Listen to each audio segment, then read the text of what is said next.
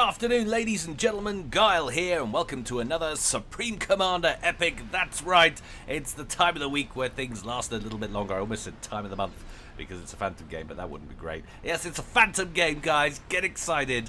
I can't even remember the last time I casted a Phantom game. I get very few replays sent to me, guys, and that's crazy when you consider the number of people that actually play this mod in FAF. And the vast majority of the replays I do get sent are just uncastable. They're garbage. That doesn't mean that exciting things don't happen. They weren't really fun to play. It's just the nature of Phantom mod that sometimes people don't make that first break and nothing happens for literally 25 minutes, half an hour. And I can't cast half an hour of build-up. I know you guys, or some of you guys, like the sound of my voice, but I can't. I could read you a poem or something during the course of that one, but I just don't think it would have the same impact.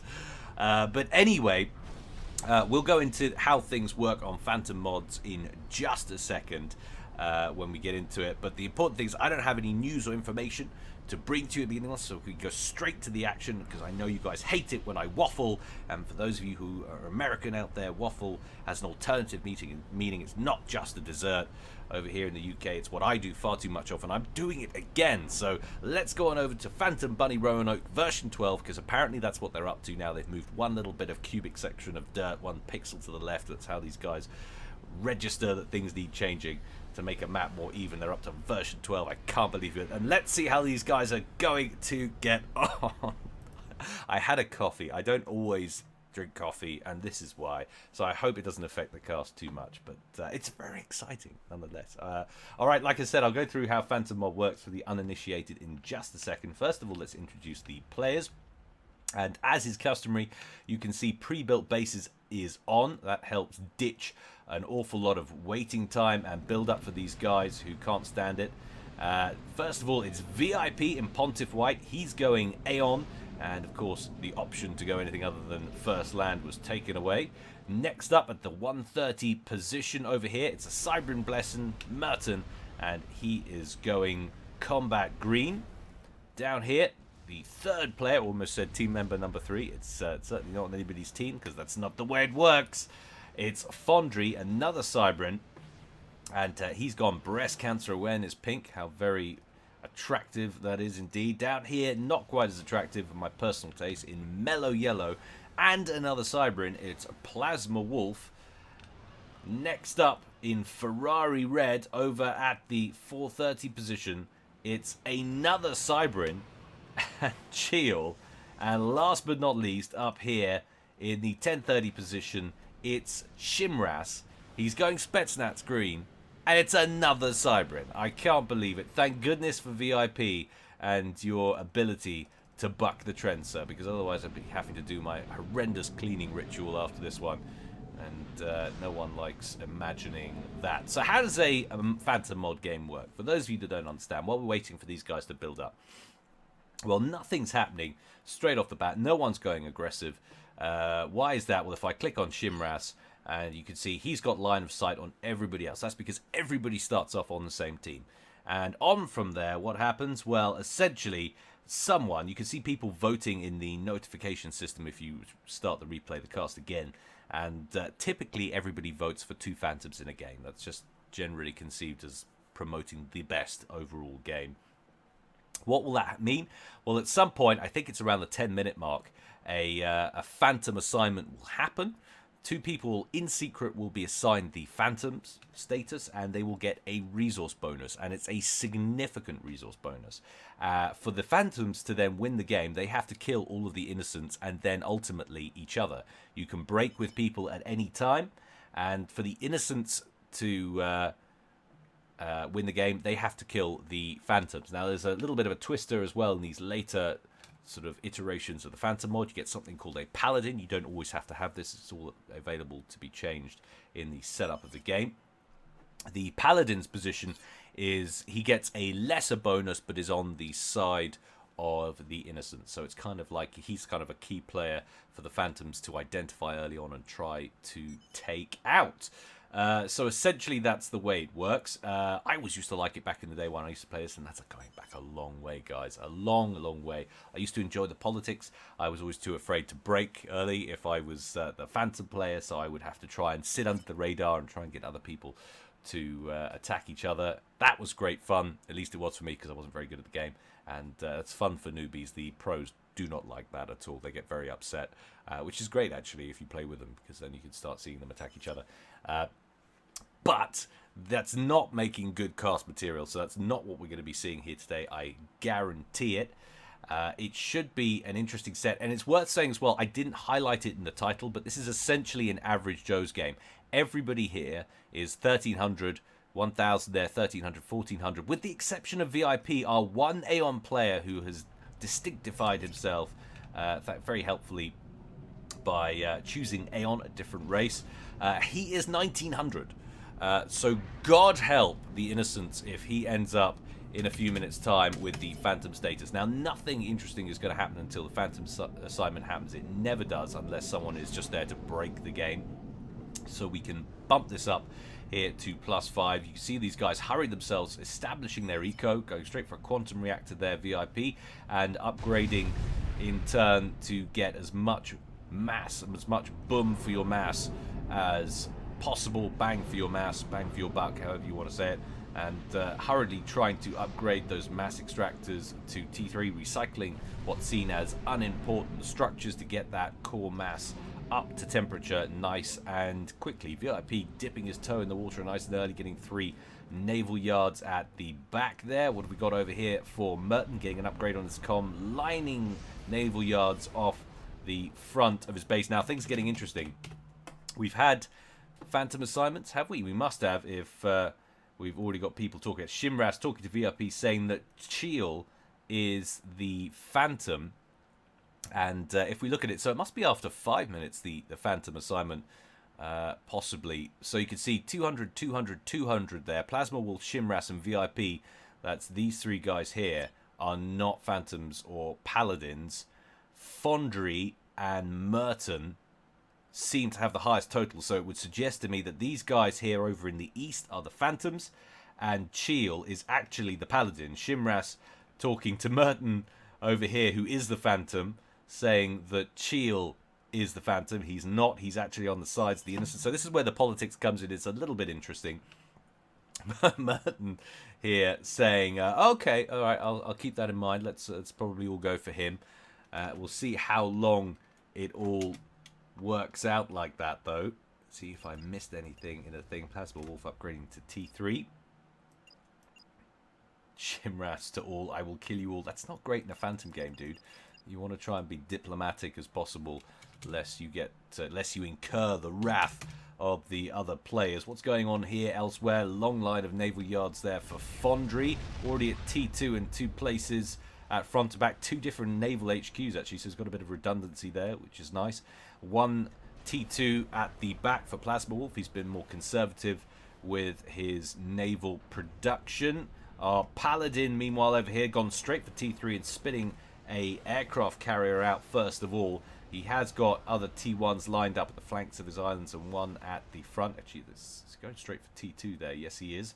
And Shimras with the lowly single T1 naval yard going straight for T2. None others are in the works as we approach 10 minutes. That's interesting. I'm sure Phantom assignment used to happen later on. Maybe, like I say, it's been a long time since I played. Maybe it's either been adjusted or I'm just remembering that incorrectly. Answers on a postcard, guys, or in the comment section below if you know if I'm talking out of my bottom. It does happen a lot. Merton, 129 plus. What's energy at? Who's he talking to? To Cheel. He's trying to ascertain what's going on and whether this guy is his main significant threat or not. But that's good identification, because remember, he's not getting the same bonus that the Phantom's got. So that's actually, sorry, I thought it was Shimras talking there. It's not actually, it's actually Merton. He's trying to establish, I guess, who the other Phantom is, knowing that he is one of them. What's going on here? Goodness me, if you ever saw a build order that was worthy of mentioning, well, this would be it. That's an outrageous number of naval yards. that Merton is planning. I very much doubt he will get to a point where he can produce all of those. Well, having said that, it's pretty interesting that he's the way he's placed those is going right up the edge of the screen. So a lot of those will remain undetected for a while. But look out, a strategic bomber off the conveyor belt there for him. And he has broken with VIP, Merton. He's broken with everyone except Fondry. So Fondry, well aware. And Fondry there breaking with the other players as well. So these guys have well and truly synced up. Plasma Wolf announcing to everyone that he's broken or been broken with on his alliance there with Fondry. Torpedo bombers for Plasma Wolf coming straight in to engage some of that navy, and we've got 2 battleships already. 11.5 minutes. Yes, I know we have pre-built bases. Yes, I have had it sped up, but that's an outrageously early point in the cast to have battleships online. That's what's so interesting about these Phantom games. It's a very different way of playing FA.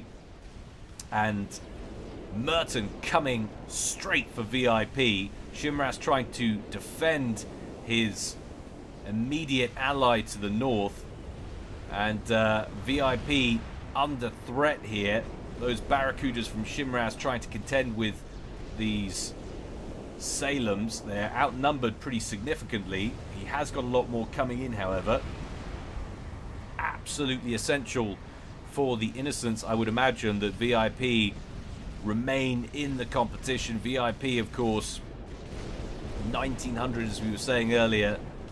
Dangerous player to get the bonus. He's not got any of them, not even the Paladin bonus. But nonetheless, you can't put a price on that level of ranking. In comes a wave of Revenants trying to snipe VIP's commander there. VIP dipping below the waves for safety. The shields absorbed all of the impact early on, but look out, a little bit of ground fire. Very well aimed. The last 2 missed as VIP strolled out of area of effect range, but good attempt by Merton to continue the snipe after VIP submerged his commander, and that will be the end of those Revenants. VIP down to 7,000. What's he on? 7,300. So that was a good snipe attempt, good solid early attempt to eradicate his most scary or intimidating opposition there by Merton. Airdrop in from Shimras, drops 2 support commanders off, and we've had another 2 over here from Cheel, but look out, a Soul Ripper already bearing down on Plasma Wolf's main island. Another Dragonfly coming in now with a couple more support commanders from Cheel, who will be desperate to establish some surface-to-air weaponry because Plasma Wolf has none on this island. Well, I say none, he's got 3 Myrmidons up here near an SCU. He's very hurriedly trying to construct more, but down go the shield gens around the commander there, the support commander, and it looks like Plasma Wolf is about to lose his entire power grid. Oh, that really stings. There goes the Quantum Gateway, essential for Phantom games. You want to get out as many support commanders as possible so you have a sort of a mobile eco. Cheel and Shimras doing their best to intercept or interdict that Soul Ripper with the odd ASFs, but Fondry has a pretty solid ASF fighter screen in play. And there goes the last ion reactor for Plasma Wolf, who's down to 48 mass per tick. Ow, that is painful stuff indeed. Is he bottlenecked on power? Yes, he is. Minus 8,000 net after this assault from the Soul Ripper that's now going after the T3 naval yard at the back of the base. All of the hives that Cybran players build next to their naval yards to assist have been destroyed. But that Soul Ripper looking very peaky indeed, trying to evac, absorbing T3 static anti-air fire. Manages to get it out of the island, but does sit it right next to 2 of Cheel's support commanders who are working on their 3rd harms there to contend with this rapidly expanding navy from Foundry, which is moving out from the east, consisting of 1, 2, 3, 4, 5, 6 battleships already, and an ever increasing number of Salem-class destroyers and those Trident frigates. What's going on up at the top of the map meanwhile? Well, VIP is not looking in a particularly healthy position. He's trying to evac with his commander. He's lost half the health on that commander. I saw a few torpedo bombers lurking earlier from Merton on the minimap, but there was just too much going on down south for me to allude to it. VIP playing with fire here, keeping his commander in the fray potentially.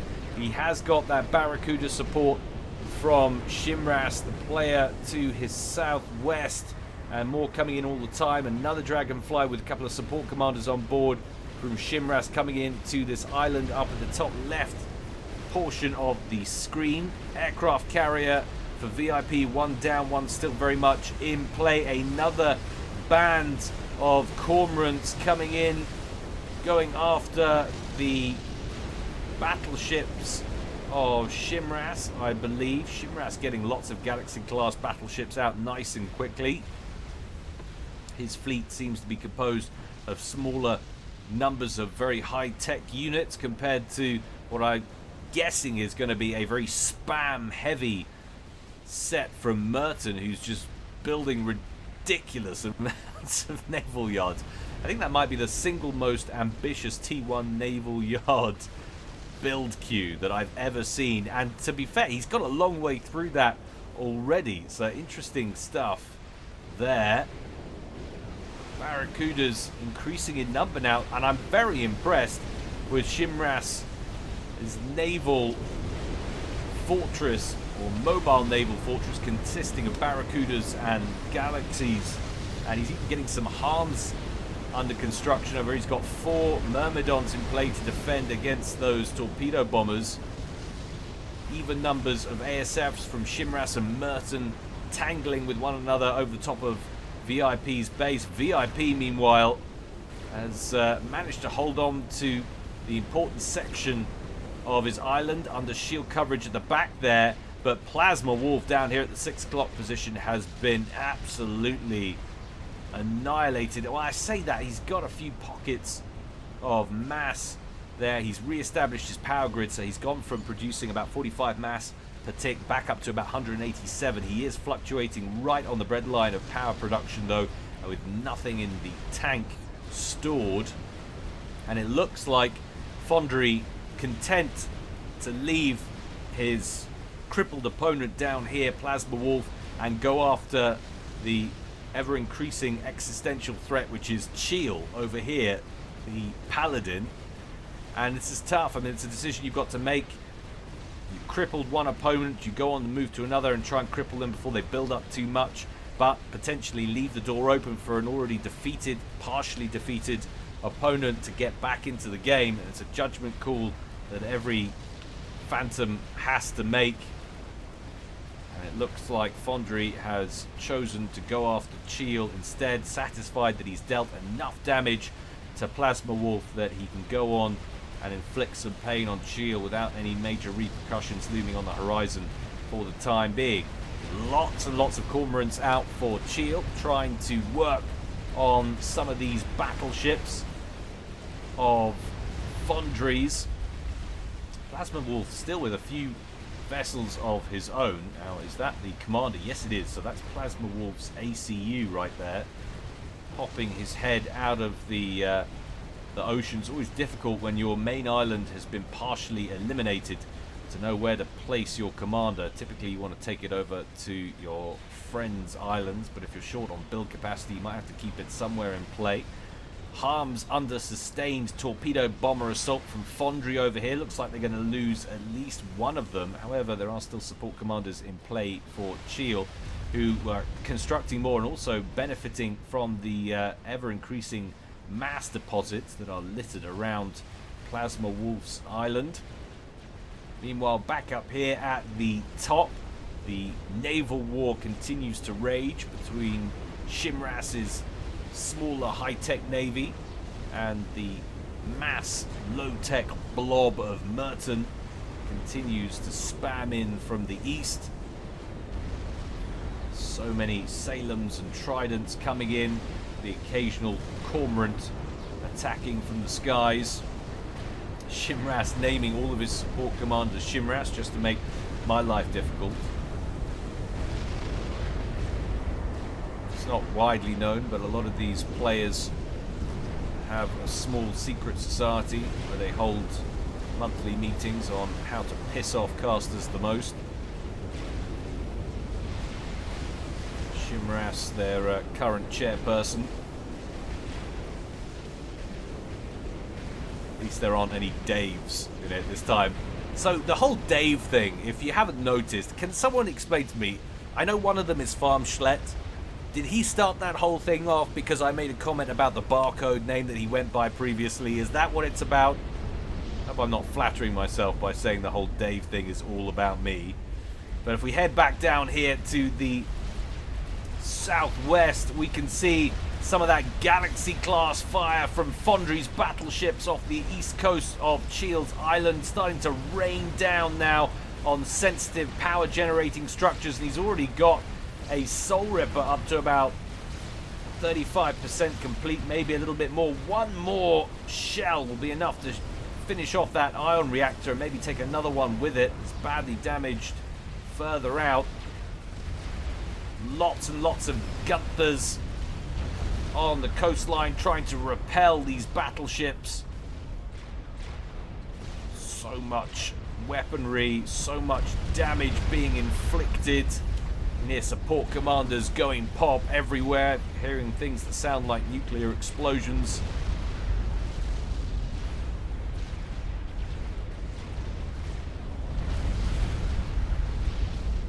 One Salem off the coast down here getting work done. Coming under fire though from a couple of Tridents. Oh, that's really annoying me. Someone kill that ion reactor. To say, for a game that is predominantly consisted of Cybran players, I'm enjoying this one already pretty intently. And look out, that looks like T3 static artillery firing from Fondry's base. There it is, a disruptor located under shield coverage and prioritizing Plasma Wolf, keeping him from getting re-established. There goes the shield coverage. He's got a strategic missile defense. I'm guessing that's probably not going to last much longer, nor are the ion reactors that I think were reconstructed by Cheel, trying to get his ally re-established. One more will do it. Trouble is, you can never plan for the variation in fire accuracy, but there goes the two ion reactors. Plasma Wolf not bottlenecked on power anymore, but still struggling to get re-established in this one. Cheel has done well to force Fondry backwards. Fondry's fleet now completely devoid of Galaxy-class battleships. It doesn't even look like he's producing them anymore. It looks like he's going for mass low-tech spam as well. Has lots of aircraft carriers further back over here. They're currently producing aircraft. Hasn't worried about spamming up lots of air factories. Hard to do on Bunny Roanoke as well, of course, because you're very limited on the amount of space, build space you've got on your main island. But VIP doing a pretty good job of holding on here. Lots of support commanders, lots of T2 shield gens, the odd T3 in there as well, trying to block out some of this Salem fire, which is, well, very, very prevalent. If you take a look here, the amount of vessels that Merton has flung at him, lacking the real alpha strike, of course, of the battleships, the alpha strike that battleships would provide. And he's managed to get a Tempest online as well. However, that's under Barracuda assault. Support commanders trying to get T2 torpedo launchers online to contend with that. The Tempest, of course, will spit out lots of its own torpedo fire. Those Barracudas focusing for the time being on the support commanders producing the torpedo launchers, but not getting through them very quickly. Has to be said. Lots of hit points on board those support commanders, and Shimras turns up from the west with a very significant wolf pack of Barracudas and is going to shoo Merton off the target there. So VIP hanging on in there, and he's even got one support commander to go on the offensive there. RAS preset, tickling down those Tech 3 mass extractors. But once again, the offensive line has moved in favour of Fondry on towards Shields base. But all low order stuff, not getting any real firepower in the mix to do any real damage. Still that Soul Ripper alive, decaying slowly, very slowly indeed. But, no prioritization on the construction of that as yet. Where's that disruptor firing? It looks like it might have prioritized Cheel now. I think that's a wise decision. They've taken out everything of major importance, barring a couple of T3 mass extractors on Plasma Wolf's main island. They can afford to divert that fire now over onto Cheel, who's definitely the largest threat for Fondry for the time being. And it's a sensitive game to play for Fondry. Certainly it looks like Merton has the more systemic threat against him. He could dispatch a kill order onto that artillery to start focusing VIP, assuming it reaches. I think it does. T3 static. Wow, interesting. So it wouldn't actually hit Shimras, but it can hit everything in VIP's base. So Fondry, of course, while working with Merton, needs to keep him in play, but at the same time doesn't want to give him an easy ride, because ultimately he's going to have to defeat Merton if he wants to win the game. No, Phantoms can't win the game as allies. They have to win outright. So he wants Merton to be stable, but doesn't want him to have an easy time. He would prefer instead to eviscerate all opposition down here at the bottom and then swoop in to annihilate the top, whilst at the same time cannibalizing these old bases. But if we take a quick look at Eco, you can really get a sense now of how important that Paladin bonus is. So the two Phantoms, Merton on 780, Mass Patik, Fondry on 732, but Cheel not that far behind on 683 at current reading. And all the others way below. Shimras, who is barely untouched in this fight so far, is putting out 493, so that's a massive disadvantage to the other three. And VIP, who's been under systemic attack, is on 334, and Plasma Wolf, whose base is still in bits, is on 73 for the time being.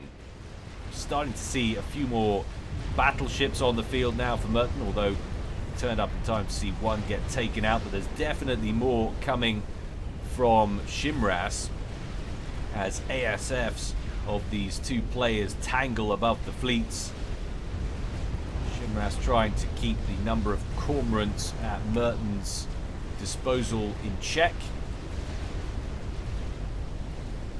There's a definite range advantage emerging now for the Innocents over here, especially with the prominence of that Tempest that's been able to come forward ever since the Barracuda threat from Merton has been pushed out, and another Tempest online there for VIP as well, who is becoming a threat now where perhaps he wasn't just a moment ago. And it looks like Fondry has decided Merton needs a little bit of assistance here. Remember, he wants Merton to remain in the game, and that's interesting. So detecting the potential threat from that exploding rather than letting it explode, VIP control K'ing that and recycling it, rather, not control K'ing, and going straight after it. So a nuke out from Merton, not going after the base of VIP. That will no doubt be because of this little chappy here, not currently building anything either. No strategic missile defense defense missile in the clip, but of course the Phantoms won't know that, so instead he's going after the fleet of Shimras. That's a very expensive way to take out essentially what will be engineers and one ship, I think. Maybe not even that. He might escape the blast zone with that Galaxy. He's probably going to take out a support commander. There it goes, and a few engineers, and the Galaxy alert emerges intact and virtually unscathed as well. He took out a little bit of the mass around there, which will hamper some of the resource generation of Shimras, but otherwise that is a very, very costly use of a nuke there for Merton. Won't know it, but had he fired it straight at VIP, he could have torn out the heart of the base right there and then. And after that nuke was fired, the building has resumed on that anti-nuke in the silo for VIP. How very sensible indeed. Now, it looks like there are 2 artilleries online now for Fondry. Indeed they are, both under shield coverage. One trained on VIP, the other still on shield, so fire split. And trying to keep 2 significant threats at bay now for the Phantoms. Soul Ripper nose-dived into the beach there. Can't even remember whether that's likely to have been Shields or Fondry's. One anti-nuke in the silo there for Shield, so gonna need to take that out if they want to fire a nuke in his direction. Should be easy to take out with a couple of T3 artilleries, but this surely has to be the target. One very poorly upgraded shield there covering 2 of the 5 vulnerable ion generators at that portion of the island. And again, another naval incursion coming in from Fondry, but again, all low tech, all T1, all T2. No significant presence of any real firepower. Salem's en masse can pack a punch though, and there's a group of naughty walkie-walkies coming on here. The crab boats.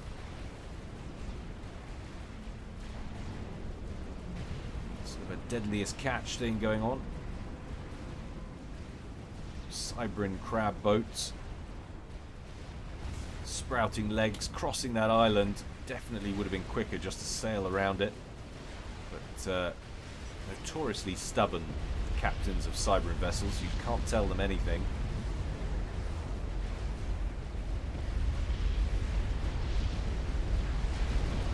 Support commanders going pop now for Merton as Barracudas from Shimras in the area train on them, try to prevent them from getting torpedo ambushing systems online. And VIP, it has to be said, contending very well with the single stream of artillery fire coming in from Fondry. Lots of shield coverage protecting that base now. It's going to make it harder and harder to crack as the game goes on. And what else is going to make it harder and harder is the continual emergence of more experimental battleships here, which is really going to be causing problems with those massive ranged cannons. But would you just look at the disgraceful amount of T1 and T2 naval yards now online for Merton, spitting out huge numbers of tridents. But is it all really just fodder for the smaller but superior navies of the Innocents? We shall have to wait and see as the game develops. Cormorants out for shield, trying to pick off the tridents, and by the time this spam gets over here, it's been reduced to a narrow single file funnel of vessels, and in fact almost all of those Salems we saw just a moment ago have been picked off. I don't know if it's by the Cormorants or what. Cormorants that have been under attack now by the ASFs of Fondry, but that's painful. Any vessels going south of this island here belonging to Fondry exposed to huge quantities of torpedo fire from these harms, which are increasing in number by the minute. Almost half an hour gone in this game now. And Merton with a disgusting output now of over 1,000 mass. Well, that's just dropped down to 939. Obviously reclaim related there. But still, 939, 857 for Fondry, 744 for Cheel. Shimras on 473. VIP on 397. Plasma Wolf on 77.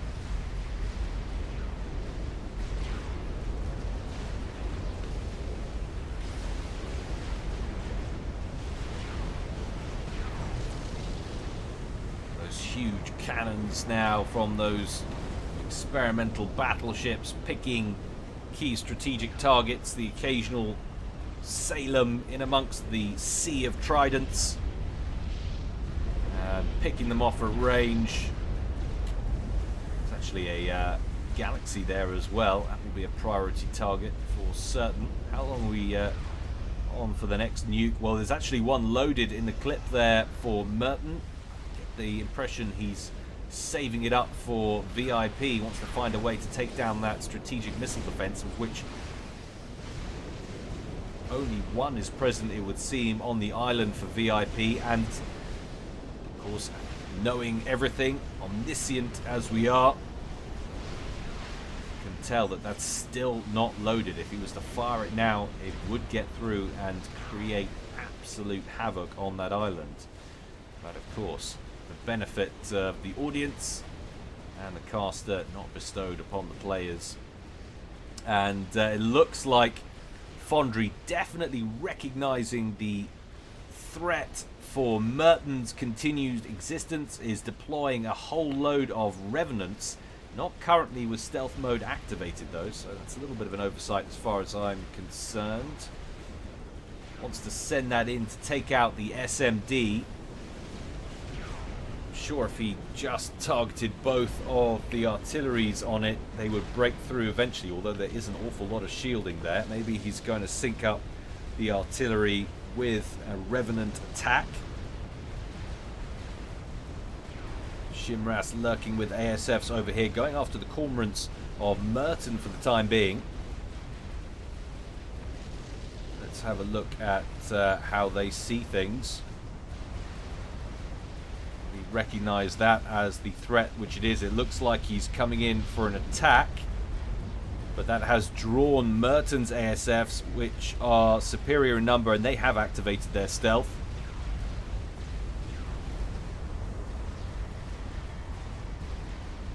And they will suffer pretty badly there as Merton gets in behind that air wing and causes huge amounts of damage. That should open things up for a strike now from Fondry with those strats. More support commanders being airlifted in now from Shimras. And indeed, those artillery pieces have been trained now on VIP's base. VIP needs to get more shield coverage online and quickly. There are a lot of Transcenders, but that's very early time to fire the nuke if it's going where I think it's going. The strats drop the bombs and they don't work out. Will the artillery take out the strategic missile defense before the nuke gets there? I'm not convinced it will. That was a foolish nuke. There was no need to launch that then. He could have waited to see, but the shields are down. One more crucially aimed, critically aimed artillery shell should do it, but he gets the anti-nuke out. The nuke is shot down. Oh, that's painful. If he'd just waited,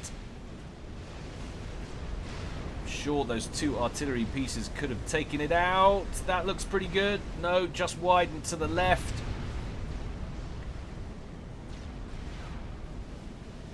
And now support commanders for VIP hurriedly constructing more shield generators to protect that all-important strategic missile defense, which again is now empty after shooting down that nuke.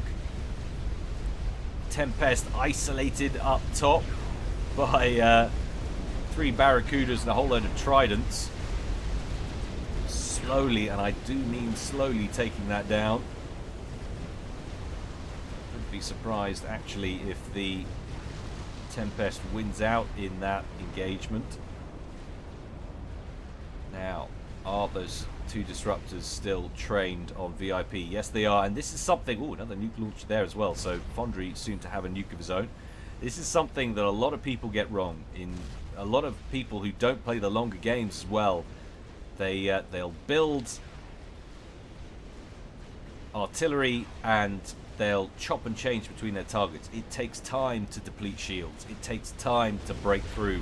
And more often than not, you'll see players target the artillery. They'll continue to rain down on it, and just at the critical point where they're about to break through and kill major stuff, they'll split. And the target player will get away with it. It's a bit like Hitler switching up the bombing of the airfields in the Battle of Britain to switching to the cities, which ultimately served to hand victory to the RAF in the longer term in that air war. And it's so tough to do, so tough to see, to know when is the right time to go after someone else, or whether you stick with the current target. Another nuke out there from Merton. If that's going after VIP, that will get through. No, it's not. That's actually heading south and going after somewhere he knows he can get through, and that's Plasma Wolf. He's just trying to get back in the game. Leave Plasma Wolf alone. That will get through. In fact, it's probably going to deal more damage to Cheel than anyone, who set up 3 ion reactors on that corner of the island and a gajillion static emplacements. Coming straight over to Plasma Wolf's island. If he'd just gone to VIP, he would have got through, but he's not to know that that SMD is not yet loaded. Check back in on the 6 o'clock position for the boom. I know that's why you guys watch. It's the money shot right there. Plasma Wolf says, of course, to allies. Cheel trying to evac a couple of support commanders there. Gets one of them out, but one of them goes pop, and goodness me, isn't that pretty? Lots of Cybran death at the hands of Cybran nuke. And still the naval war rages over here. Cheel has another Soul Ripper out, going after some of the Galaxy class battleships over here, belonging to Fondry.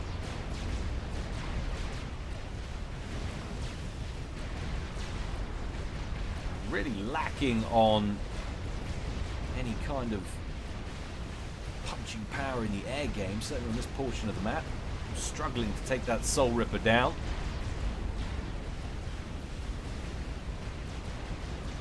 82,000 hit points remain. In comes those ASFs though from Fondry. They're going to get one good pass in at least, absorbing some Myrmidon fire from down here. That first pass will knock off a good 60-odd% of its HP. In comes Plasma Wolf with what ASFs he has on the board. Doesn't look like Fondry's going to stick around. He'd like to get in and get out, cause some damage, and retain as much of his air force as he can. That Soul Ripper looking very peaky after that first pass, down below 20,000 hit points. He'll be hoping that the anti-aircraft firepower from his T1 and T3 Navy there will be able to do the rest. And slowly but surely, VIP and Shimras are edging towards Merton's base. And it doesn't take long for those Tempests to get into range with that ridiculous cannon they have on board. Well, there's another nuke fired maybe out of panic from the incursion of the Wagners from Cheel. God knows where they came from. Must have come in right the way around the back here, or in, and threatening that nuke launcher. But there are lots of Cerberus turrets in play. Terrible, woeful damage output. Nonetheless, enough of them will chew through those Wagners, and that nuke is going straight over towards Cheel's base, which has been picked apart by that T3 artillery raining down from Fondry. And it looks like an SMD has been taken out somewhere, and that nuke should be able to do the rest. So Cheel, his base will be in pieces, but of course has got so many support commanders on the field now, he'll be getting an awful lot of eco just from that. That nuke will connect. It's going to take out the rest of the core mat. It's going to take out the nuke launcher there, which is about a third done on a nuke.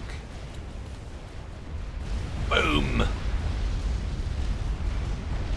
Oh man, so much destruction, so many broken buildings.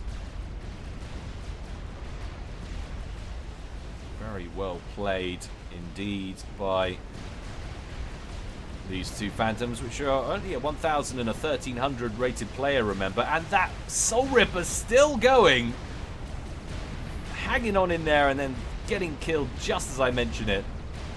But has done phenomenal work on cleaning out this navy. That can, coupled with the harms here of Cheel, just annihilating Fondry's navy, and the rest of it is moving north, now seeing the threat that's posed to his fellow Phantom. Those Tempest shells now raining down on the Merton homeland, going after a megalith that was under construction there. Don't think that's going to get completed with those Tempests there. That will be very painful indeed for Merton. It looked like he was at least a good 60% done. In fact, we can tell how far he was done by looking at... Oh my god! So that's the progress on the actual build. He was not far off completing that, and that's going to get killed. That is a loss. Lots of mass going into that.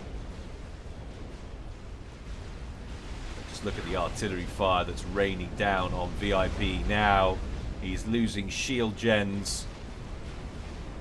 At least 2 or 3 dedicated static artillery emplacements now. 1, 2, 3 online, a 4th on the way. So Fondry going full on standoff, tactics in this one. Shield gens going pop by the minute, and he just has to hit that SMD and they'll be able to sneak a nuke in here and finally finish VIP off, at least finish off most of the island. There are now so many support commanders in this game. These guys will be getting continual eco at this point. There goes the SMD. That island now vulnerable to nuclear attack.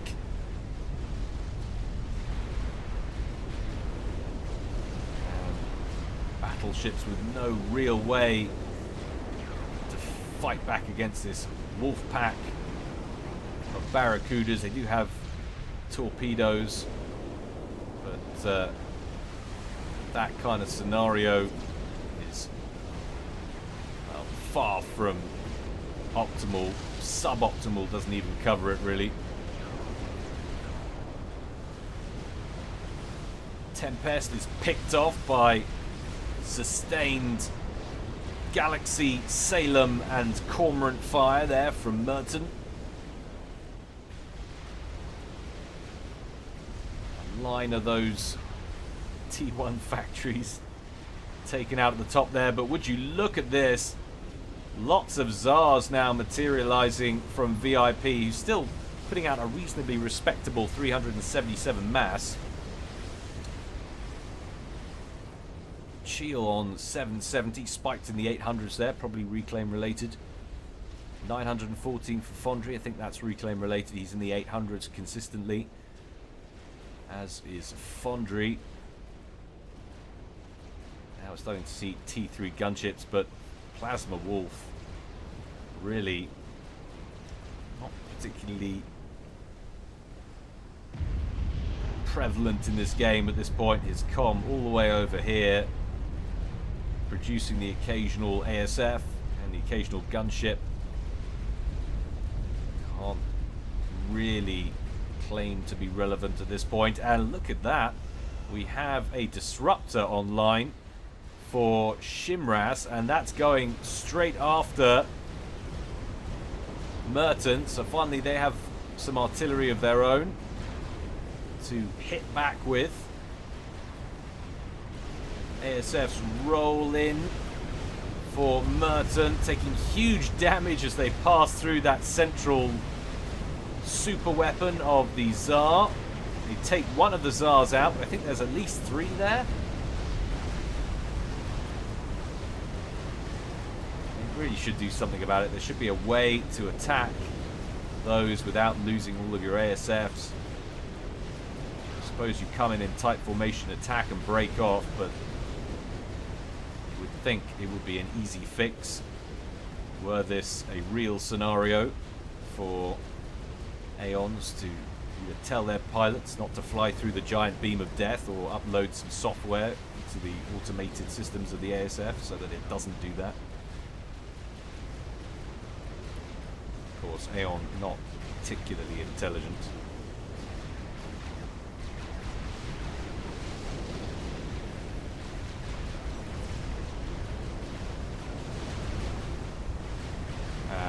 In comes the Tsars, 2 of them left now for VIP, bearing down on Merton's T3 Naval HQ, and his commander's very close indeed. I'm not sure, and he's right at the bottom of the ocean. Will the AoE from the laser still hit him?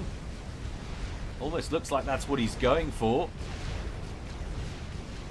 And one of the Tsars shot down, and that will damage Merton if it lands on top of him, which it does. It takes it down to 2,900 hit points, and the other one is due to fall soon as well. There's nothing Merton can do about it. All he can do is try to get out of the way of that second rep that looks like it's coming down right on top of him. Boom, baby! What a way to go. Phantom eliminated by what is arguably the most effective weapon on a Tsar. The giant falling wreck of its donut-shaped body. Everything transferred over temporarily to Foundry. Pretty sure that's all going to go pop. Paladin has been marked. Paladin no longer receives a bonus income, so Cheel, previously been up around the high 700s, 800s, knocked down to 649.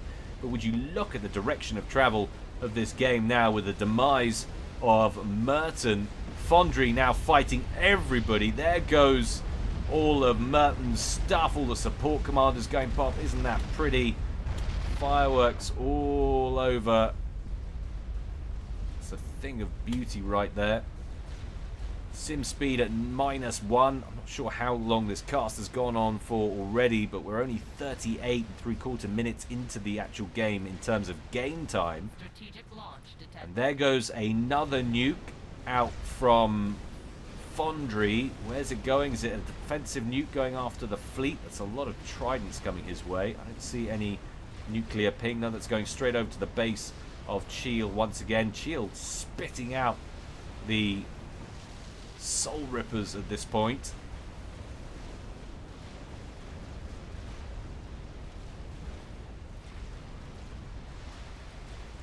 And that disruptor from Shimras now at the forward edge of the island does seem like it can reach, if not the main base of Foundry, then certainly his vessels that are out the front, maybe even the naval yards.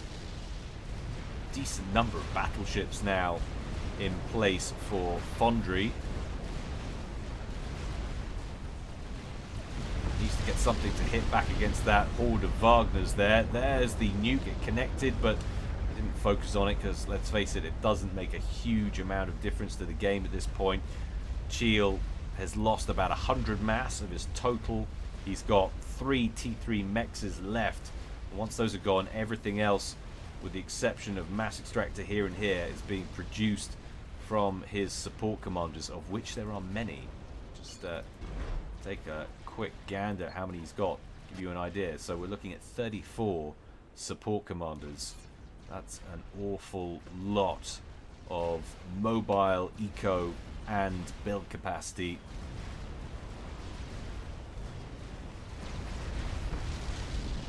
There you can see naval yards starting to succumb to that static artillery of Shimras coming across the game zone on the other side of the map. few Galaxy-class battleships of Cheel strolling into range now of Fondry's weaponry. It's still going to be a very tough nut to crack. Fondry with a huge quantity of battleships. He's got 11 Galaxy-class battleships over here. He's got Cormorant firepower. He's got lots of Whaler T3 gunships here as well. So this navy likely to peter out, but I like what I'm seeing here from Cheel, just cornering Fondry in with a huge quantity of harms there. That wolf pack of Shimrasses turns up. Huge quantity of Barracudas going after the Salems at the northern edge of Fondry's fleet. VIP heading south, Shimras heading southeast, artillery coming in from Shimras, huge quantities of air units and low order spam and galaxies coming from the west from Cheel. I think the direction of travel is very clear in this one. 40 minutes, and I don't see, barring a miracle, a way out now for Fondry. He's starting to produce Soul Rippers, but I'm not confident about his ability to defend them, to do anything. We're starting to see many more ASFs on the field now for the Innocents, collectively speaking. You take Cheel and Shimras's air forces alone, pretty sure that pushes them over the edge on ASF numbers. Here comes Plasma Wolf with a little probing attack and a little bit of a scout with his own fighters.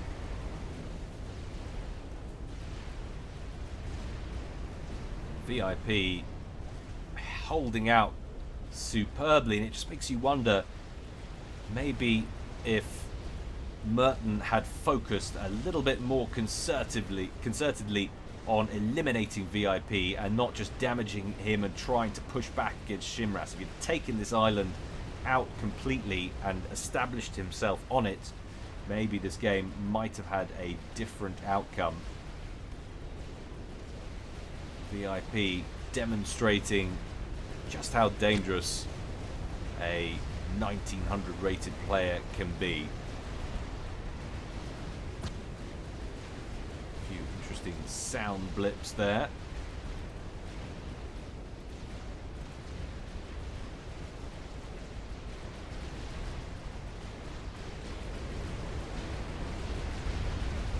This point in the game, I would normally speed it up a little bit when I consider something potentially a foregone conclusion, but with sim speed at -1 and us at +1, there is no possibility of that. Soul Rippers lurking a little bit too close to the edge of the front of Fondry's island. One of them is going to get killed for certain. Is the falling wreck going to cause any damage is the question. I don't think so. It's got it out the way of any critical systems.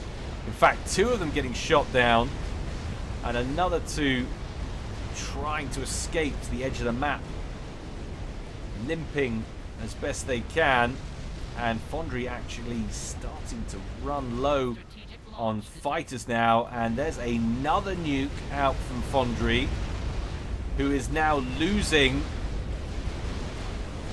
static artillery and ion reactors as the shields start to buckle. Where's his commander? It's up over here.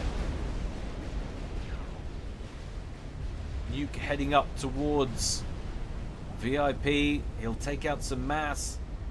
Not sure exactly where on the island that's located, but it's really at this point of little or no consequence. Shields collapsing all round. Is Fondry having power issues? Yes, he is. The destruction of those P-gens have lowered his defenses. Now would be a very good time indeed to strike for the Innocents. We have Tempests heading in from the north.